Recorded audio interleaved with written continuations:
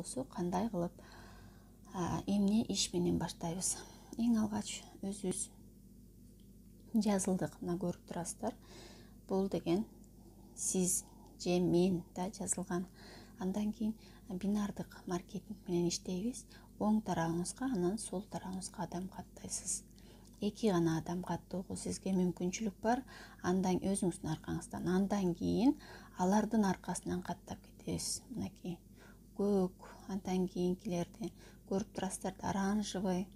Ушинтип алардын глубинасына кете берет. Мындайча айтканда, эгерде аларга жардам берип, спонсорский жардам деп коебуз, жардам берип адам каттап, команда түзөт турган болсоңуз, сиз бизнес кылам деп турган болсоңуз, мынакей өзүңүз катталасыз.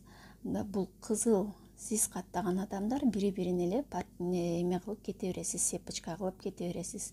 Көрдүңүз да, Ал эми көктөр болсо, алар каттаган адамдар, алар бир тарабына каттап кетишет. Эгерде сиз спонсорский жардам көрсөтө турган болсоңуз, мына спонсорский жардам көрсөтө турган болсоңуз, ушундай кылып кете бересиз.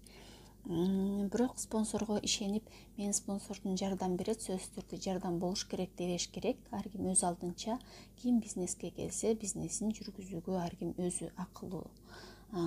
Спонсоруңуз жардам берсе сүйүнүңүз, жардам бербесе кайгырбаңыз, өз алдыңызча иштей бергениңиз жакшыраак.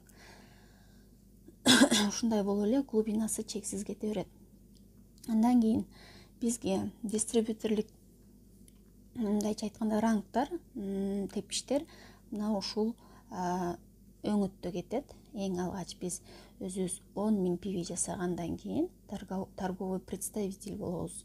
Эгерде өзүбүз жеке өзүбүз 300 000 пиви кыла турган болсок, агент статусуна ээ болобуз. Эгерде 700 000 пиви кыла турган болсок, специальный агент болобуз.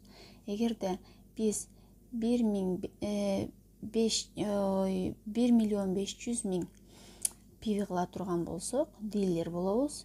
2 400 000 пиви кыла турган болсок, эксклюзивный дистрибьютор болобуз. Ушинтип 5 тепкичтен турган биздин дистрибьюторлук тепкичтерибиз бар компанияда. Андан кийин уже жылбайт. Ошолдон кийин жылбайт. Бул деген эмне деген, биздин өзүбүздүн жеке кылган товар оборотубуз, өзүбүздүн продукция алып жатып, ушул нерсеге чейин жетсек болот да. Андан кийинки дагы кылып кете бере турган болсок, алар өзүбүзгө эмес, башка командага кылсаңыз болот, өзүңүзгө топтолбойт. Айлыктарыбыз кандай кетет? Айлыктарыбыз мынакей бул сыяктуу кетет, көрүңүздөр.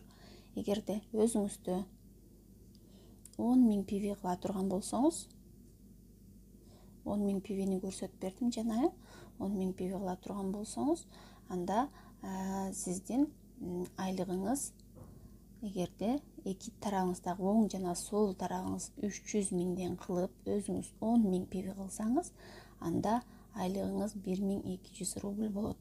Множитель деген акыркы цифраны көрүп атасыздарбы? Бул деген дүйнөлүк товар обороттун сизге болгон өлчөмү. Ошентип эсептелет.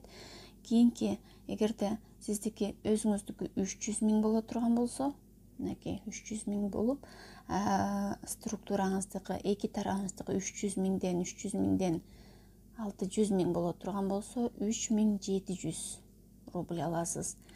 700 000 боло турган болсо, өзүңүздүкү